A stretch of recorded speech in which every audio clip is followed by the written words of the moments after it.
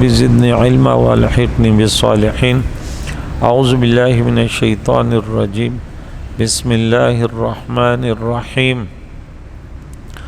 وقال الذين أشركوا لو شاء الله ما عبدنا من دونه من شيء نحن ولا آباؤنا ولا حرمنا من دونه من شيء كذلك فعل الذين من قبلهم فهل على الرسل إلا البلاغ المبين۔ صدق اللہ العظیم۔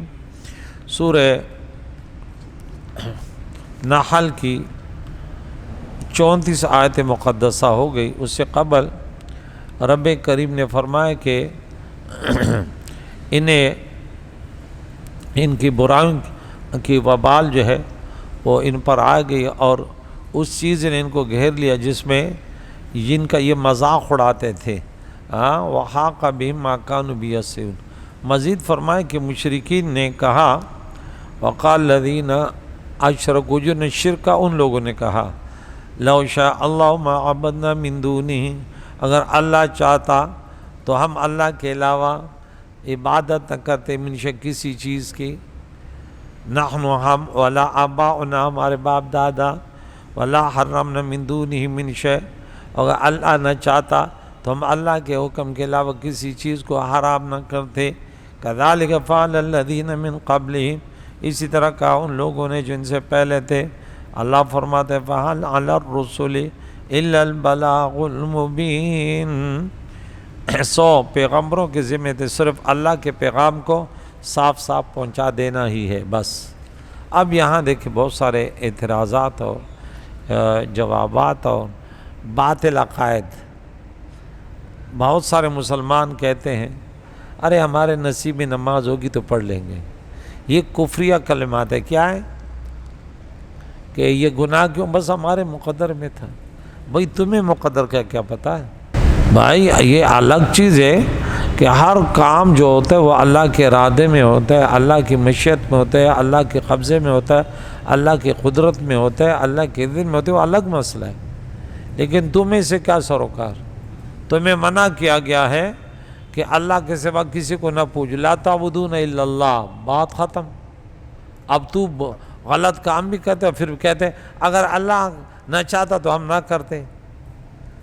بھائی تو اللہ کی مشیت تو ہے، لیکن یہ جملہ تیرا کفریہ ہے۔ جب اللہ نے منع کیا کہ نہیں کرو، بس نہیں کرو۔ اللہ نے حکم دیا میری عبادت کرو، کرو، بات ختم۔ یہاں دیکھیں حضور علیہ السلام سے یہ مشرک مذاق کے طور پہ کہتے تھے، ٹھیک ہے نا؟ اور پھر یہ بات کہ ہمارے دادا پردادا یوں نہ کرتے یوں نہ کرتے، تو خیال ہے کہ یہاں معیشت سے مراد راضی ہونا ہے کہ اللہ اس سے راضی، حالانکہ اللہ راضی نہیں ہے۔ اللہ شرک سے، کفر سے راضی نہیں ہوتا۔ ان کا مطلب یہ تھا کہ رب شرک سے راضی ہے، اس لیے ہم شرک کرتے ہیں، یہ عقیدہ کفر ہے۔ یہ غلط کام کیا؟ پھر کہتے ہیں اللہ کی مرضی کی۔ ہاں بھائی واہ، یہ کفری عقیدہ ہے۔ اور اگر مشیت سے ارادہ کے معنی ہیں میں نے بیان کیا، تو یہ نہایت درست ہے، کیونکہ دنیا کا ہر کام رب کے مشیت اس کے ارادے سے ہوتا ہے۔ وما تشاؤون الا ان یشاء اللہ۔ ان بد نصیبوں نے ارادہ اور رضا میں فرق نہ کیا، اس لیے یہ بے ادبی اور یہ کفر میں مبتلا ہو گئے، کفر و بے ادبی میں مبتلا ہو گئے۔ کن غریبوں کو یہ بھی فرق نہ ہو سکا کہ بھائی یہ جو تم کہتے ہو یہ غلط ہے، اللہ تعالیٰ اس سے راضی نہیں ہوتا، کفر سے اللہ تعالیٰ راضی نہیں ہوتا۔ یہاں دیکھ تو چند باتیں بتاؤں کہ کفار مکہ نے پیارے آقا دو جان کی نبوت میں پہلے یہ شبہ پیش کیا کہ آپ جس قرآن کو اپنی نبوت کی دلیل قرار دیتے ہیں، ان میں تو صرف پہلے لوگوں کی 24 نمبرات میں کہہ سکے ان الا اساطیر الاولین کی تو کہانیاں ہیں، یہ شبہ پیش کیا، اللہ تعالیٰ نے ان کے اس شبہ کو ذکر کر کے اس کا جواب دیا۔ پھر دوسرا شبہ یہ کیا انہوں نے کہ اگر آپ سچے نبی ہیں تو ہمارے ماننے کی وجہ نہ ماننے کی وجہ سے اب تک ہم پر عذاب کیوں نہیں آیا ہے، یہ اعتراض کیا۔ تو اس کا جواب اللہ نے دیا کہ بس عطام اللہ، اب اللہ کا عذاب سمجھو کہ آ گیا۔ اور اب اس آیت میں ان کا تیسرا شبہ پیش فرمایا، جس میں کفار مکہ نے جبر کے طریقے سے اضلال کیا کہ انہوں نے کہا اگر اللہ چاہتا تو ہم ایمان لے آتے، وہ اب دنیا میں آتے یا نہ آتے، اللہ چاہتا، اللہ کی قدرت، ہم ایمان لے آتے ہیں۔ یہ غلط بات انہوں نے کی۔ بھئی اللہ کی چاہت سے آپ کا کیا، اللہ جو چاہتے وہ کرتا ہے، آپ کو جو حکم دیا اس پر کار بند رہو۔ تو انہوں نے یہ کہا کہ آپ نہ بھی ہوتے، اللہ چاہتا تو ہم مسلمان ہو جاتے، خواہ آپ دنیا میں آتے نہ آتے۔ اور جب ہر چیز اللہ کے پیدا کرنے سے ہوتی ہے تو اگر اللہ کو ہمارا ایمان مطلوب ہوتا تو وہ ہم کو مومن بنا دیتا۔ اب دیکھ آج کتنے مسلمان اس میں مبتلا ہے، اور اس میں آپ کو پیغام دے کر بھیجنے اور آپ کے تبلیغ کرنے کا کوئی دخل نہیں ہے۔ سورہ انعام 148 نمبر میں گزر گیا۔ کفار کے اعتراضات، ان کے جوابات تمام پیش ہو گئے۔ تو خلاصہ ہے کہ اللہ تعالیٰ نے اس کائنات کو پیدا کیا، تمام فرشتے اور مخلوق اپنے اختیار کے بغیر جبراً اللہ تعالیٰ کی اطاعت کرتے ہیں، بجز انسان اور جنات کے۔ یہ دو مخلوق، یہ الگ، جنت اور جہنم، ان کے لیے انسان اور جنات کے اللہ تعالیٰ کی حکمت یہ تھی کہ انسان اور جن اپنے اختیار سے اللہ تعالیٰ کی عبادت کریں۔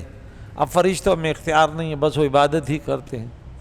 دوسرے ہیں جمادات ہیں، نباتات ہیں، صبح شام جیسے اللہ نے حکم دیا اس پر ہیں، لیکن ان کے لیے کوئی اجر نہیں ہے، بس وہ لگے ہوئے ہیں، کیونکہ اندر ان کے امتحان ہی نہیں ہے۔ یہی وجہ کہ اللہ تعالیٰ نے صرف انہی کے لیے جناتوں اور انسانوں کے لیے جنت اور جہنم کو بنایا، اور باقی کسی مخلوق کے لیے جزا اور سزا کا نظام نہیں بنایا۔ پھر اللہ تعالیٰ نے شیطان کو بھی پیدا کیا، جو لوگ کفر اور برے کام کی طرف اکساتا ہے، اور نبیوں اور رسولوں کو بھی بھیجا جو لوگوں کو ایمان لانے اور نیک کام کرنے کا حکم دیتے ہیں۔ اور انسان کے اندر بھی دو قوتیں پیدا کی ہیں، فَأَلْهَمَهَا فُجُورَهَا وَتَقْوَاهَا۔ ایک وہ قوت جو اس کو نیکیوں پر ابھارتی ہے، اور ایک وہ قوت جو اس کو برائیوں پر اکساتی ہے۔ پھر انسان کو عقل سلیم عطا کی کہ وہ کفر اور ایمان اور برائی اور نیکی میں سے کسی ایک چیز کو اختیار کرے اور اس کے تقاضوں پر عمل کرے۔ جو ایمان اور نیکی کو اختیار کرے گا، اس میں وہ ایمان اور نیک کاموں کو پیدا کر دے گا، اور جو کفر اور برے کاموں کو اختیار کرے گا اس میں کفر اور برے کاموں کو اللہ پیدا کر دے گا۔ خالق اللہ ہے، کیونکہ وہی ہر چیز کا خالق ہے۔ پھر ایمان لانے والوں اور نیک کام کرنے والوں کو اپنے فضل سے جنت اور اخروی نعمت عطا فرمائے گا، اور کفر کرنے والوں اور برے کام کرنے والوں کو اپنے عدل سے جہنم میں اللہ تعالیٰ ڈال دے گا۔ تو یہ ان کا یہ اعتراض غلط تھا۔ اللہ چاہتا تو یوں، تو بھی وہ اللہ کی قدرت ہے تو پھر تمہاری ایمان کا پیدا ہی نہیں ہوتا۔ جبراً تو اللہ سب کچھ کر سکتے، چاہے آگ نہ جلائے، چاہے پانی نہ ڈوبائے، کچھ بھی نہیں اللہ کی مشیت میں، لیکن اللہ نے اختیار دیا ہے کہ تیرے پاس اختیار، انسان عقل بھی دیا، شعور بھی دیا، آسمانی کتابیں بھیجے، انبیاء بھی بھیجے کہ یہ صحیح ہے، یہ غلط ہے۔ سمجھ آئی؟ جو برا کرے گا اس کا ٹھکانہ برائی، اور جو اچھا کرے گا اس کا ٹھکانہ جنت۔ یہ سب جگہ جمع تھے، مسلمان بھی تھے، یہودی بھی تھے، عیسائی بھی تھے، مشرک بھی تھے۔ تو کوئی کہتا یوں ہے، کوئی کہتا یوں۔ اللہ نے فرمایا نہیں، سورہ نمبر 4 سورہ نساء آیت نمبر 123 میں، کہ جو بھی برا کرے گا نا ان کو اپنے برائی کی سزا ملے گی۔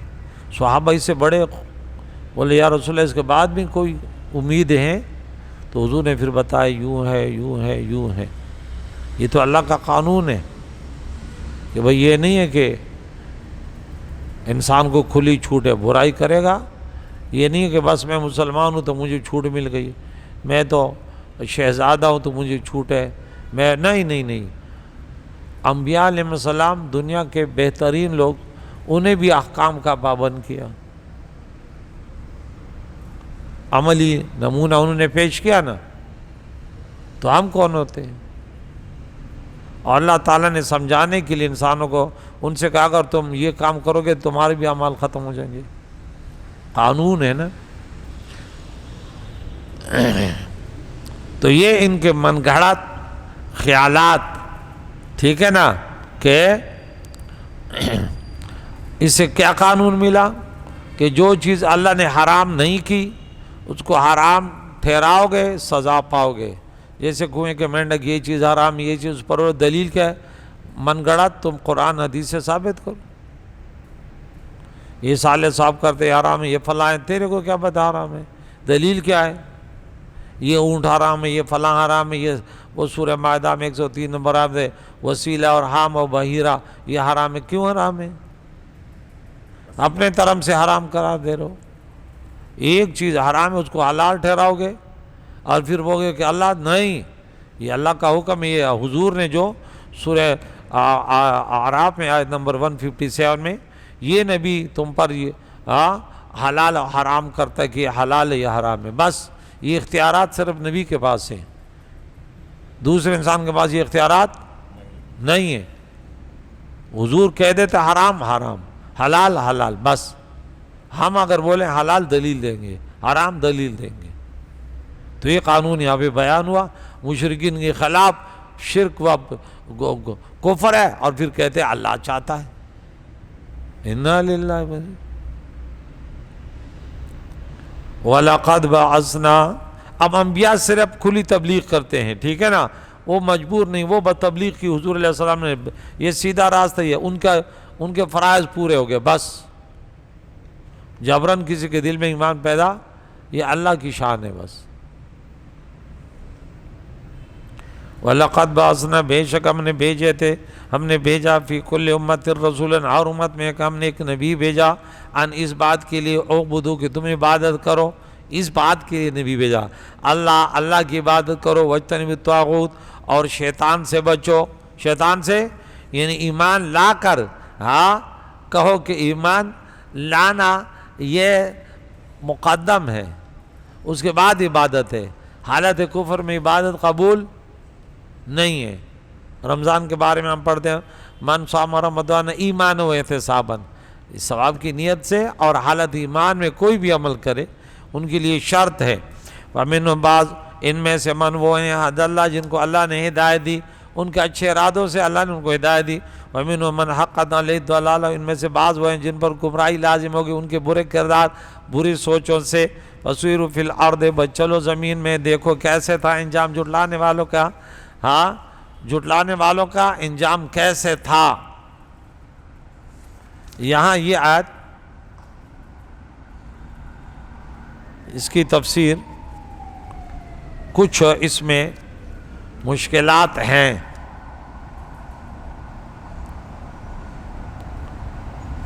یہاں دیکھیں پیارے عقائد و جان کفار مکہ کے اسلام اور ایمان لانے کے لیے بہت کوشش کرتے تھے، اس کے باوجود وہ اپنی سرکشی اور ہر درمی سے باز نہیں آتے تھے. اس پہ پیارے عقائد و جان کو بہت رنج ہوتا تھا. اللہ تعالیٰ آپ کو تسلی دینے کے لیے فرماتا ہے کہ ان لوگوں نے اپنے لیے کفر اور گمراہی کو اختیار کر لیا، سو اللہ تعالیٰ ان کے لیے کفر اور گمراہی کو پیدا کرتا ہے. اور جب اللہ تعالیٰ ان کے لیے کفر اور گمراہی کو پیدا کر چکا ہے تو وہ اب ان کے لیے ہدایت نہیں پیدا کرے گا، اور اب ان کی کوئی مدد نہیں کر سکتا. سو اب آپ ان پر افسوس نہ کریں اور ان کے متعلق غم بھی نہ کریں. قرآن مجید میں اس قسم کے آیت ہم سورہ مائدہ میں 41 نمبر میں پڑھ چکے ہیں. وَمَن يُرِدِ اللَّهُ فِتْنَتَهُ فَلَن تَمْلِكَ لَهُ مِنَ اللَّهِ شَيْئًا. جس کو اللہ گمراہ کرنا چاہتا ہے تو آپ ہرگز اللہ کے طرف سے اس کے لیے کسی چیز کی طاقت نہیں رکھتے. بس اللہ نے کر دیا اللہ اللہ ہے. دوسری آیت سورہ قصص نمبر 56 میں انک لا تہدی من احببت ولکن اللہ یہدی من یشاء، بے شک آپ اس کو ہدایت یافتہ نہیں بنا سکتے، ہاں جس کا ہدایت یافتہ ہونا آپ کو پسند ہو، لیکن اللہ جس کو چاہتا ہے ہدایت یافتہ بنا دیتا ہے۔ کسی کے دل میں ہدایت پیدا کرنی اللہ کی شان ہے۔ آپ تو ہدایت جو سورۃ نمبر 42 آیت نمبر 52 میں انک لا تہدی الی صراط مستقیم، اب سیدھا راستہ دکھا سکتے ہیں، بس آپ کا فرض پورا ہو گیا۔ ایک عالم دین کا کام ہے بیان کرے یہ ہے صحیح ہے یہ غلط، بس سمجھ آئی۔ اور اس کے علاوہ نوح علیہ السلام نے اپنی قوم سے کہا، سورہ ہود میں آیت نمبر 30، سورۃ نمبر 11 آیت نمبر 34 میں وَلَا يَنفَعُكُمْ نُصِيحَتِي، نوح علیہ السلام نے کہا تمہیں فائدہ نہیں دے گا، میری نصیحت فائدہ نہیں دے گی تمہیں، ان اردت ان انصح لکم، اگر میں چاہوں کہ تمہاری خیر خواہی کروں، تمہیں نصیحت کروں، تمہیں فائدہ نہیں ہوگا۔ ان کان اللہ یرید ان یوفقکم وربکم وإلیہ ترجعون، اگر اللہ نے تمہاری گمراہی کا ارادہ کر لیا تو بات ختم ہو گئی، اب ہدایت نہیں ملے گا، ہدایت اس کو ملے گی جس کو اللہ چاہے، ٹھیک ہے نا۔ اور جو لوگ کفر و گمراہی کو اختیار کر لیں اور ان کے اس اختیار کی وجہ سے اللہ تعالیٰ ان کو کفر و گمراہ بنا دے تو پھر اللہ تعالیٰ دائمی عذاب سے ان کو کوئی چھڑانے والا نہیں ہو سکتا۔ واضح ہے کہ اللہ تعالیٰ جبراً کسی کو مومن اور ہدایت یافتہ بناتا ہے اور نہیں جبراً کسی کو کافر اور گمراہ بناتا ہے، جبر نہیں ہے، ورنہ تو انسان مظلوم ہو جاتا نا۔ جو ایمان کو اختیار کرتا ہے اس کو مومن بنا دیتا ہے، اور جو کفر کو اختیار کرتا ہے اپنی مرضی سے اس کو کافر بنا دیتا ہے۔ اس آیت میں پیارے قائد و جان کو تسلی دینے کا پہلو ہے کہ آپ کا منصب اللہ کا پیغام پہنچانا ہے اور دین اسلام کی تبلیغ کرنا ہے، سو آپ نے اللہ کے پیغام کو احسن اور کامل طریقے سے پہنچا دیا۔ اب اگر ان کے فہم تبلیغ کے باوجود یہ ایمان نہیں لائے تو آپ غم نہ کریں، کیونکہ ان کے دل میں ایمان کو پیدا کر دینا اور کفر کو ایمان سے اور گمراہی کو ہدایت سے بدل دینا یہ آپ کی ذمہ داری نہیں ہے اور نہیں آپ کی قدرت اور اختیار میں ہے، یہ صرف اللہ عز و جل کا کام ہے۔ اور اس کو ازل میں علم تھا کہ یہ ایمان اختیار نہیں کریں گے اور کفر پر اصرار کریں گے، سو اللہ تعالیٰ نے ان کے لیے کفر گمراہی کو مقدر کر دیا اور اس کے لیے لکھ دیا، تو اب اس کو کوئی بدل کر چینج کرنے والا نہیں ہو سکتا، یہ اللہ کا فیصلہ ہے۔ انتحرز اگر آپ ان کے ہدایت پر حریص ہوں، فَإِن تَحْرِصْ عَلَىٰ هُدَاهُمْ تو سن لے کہ فَإِنَّ اللَّهَ لَا يَهْدِي مَن يُضِلُّ، ہدایت نہیں دیکھ سکتا اس کو کوئی جس کو اللہ گمراہ کر دے، وَمَا لَهُم مِّن نَاصِرٍ، ان کا کوئی مددگار بھی نہیں ہوگا، کافروں کا کوئی مددگار نہیں ہے، مسلمانوں کے ہوں گے۔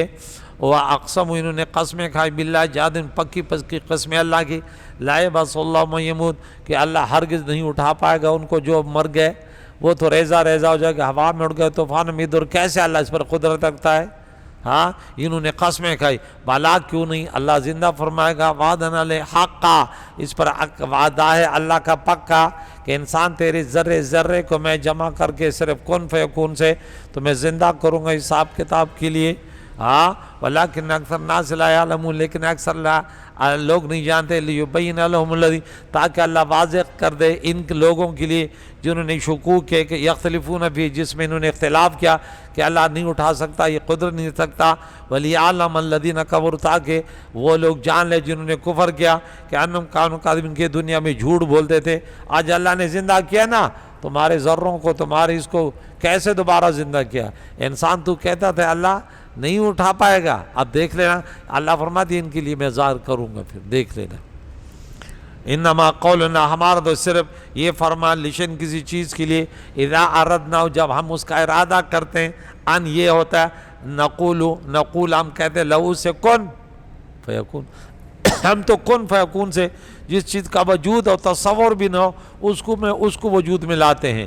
اور انسان تو پہلے ہو چکا ہے، تیرا تو نام نشان بھی نہیں تھا، تیرے کو ہم نے زندہ کے وجود دیا، اب دوبارہ کیا تمہارے ذرات کو ہم جمع کرنے پہ قادر نہیں ہیں؟ ہم خالق کل ہیں۔ اب زمین و آسمانوں کی اللہ کی بڑی بڑی صفات انہوں نے مان لی، کنہوں نے؟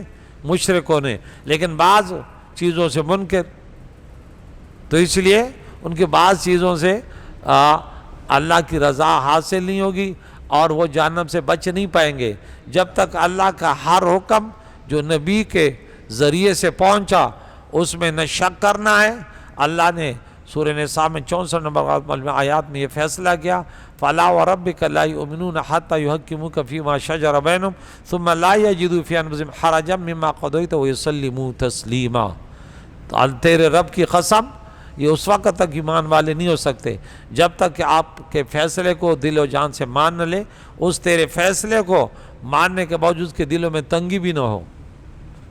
یہ نہیں ایک ہے نا انسان نے مان لیا لیکن پھر کہتے ہیں بس کیا کروں، نہیں، خوش ہو کے بس یہ اللہ کا فیصلہ جو نبی نے سنایا اس پر ہم راضی ہیں، رضیت باللہ ربا، جو فیصلہ ہمارے لیے ہوا ہے، نماز پڑھو ہم اس پر خوش ہیں، روزے رکھو اس پر ہم خوش ہیں، خوشی سے کریں گے، زکوٰۃ دو ہم اس پر خوش ہیں، جہاد کرو اس پر ہم خوش ہیں، باطل سے الگ رہو ہم اس پر خوش ہیں، بروں کو تبلیغ کرو اس پر ہم خوش ہیں، نیکوں کے ساتھ رہو اس پر ہم خوش ہیں۔ ہر فیصلے کو دل و جان سے قبول کرتے ہیں اور کہتے ہیں رضیت باللہ ربا وبالاسلام دینا وبمحمد صلی اللہ تعالی علیہ وسلم رسولا ونبیا وبالقرآن والحدیث قدوۃ واماما وبالکعبۃ قبلۃ وبالمؤمنین اخوانا وبأبی حنیفۃ مسلکا ومذہبا۔ پیارے اللہ ہم سے راضی ہو جا، ہمارے گناہوں کو معاف فرما دے، صراط مستقیم پر جینا اس پر موت نصیب فرما، وصلی اللہ علیہ محمد وصحبہ اجمعین برحمتہ۔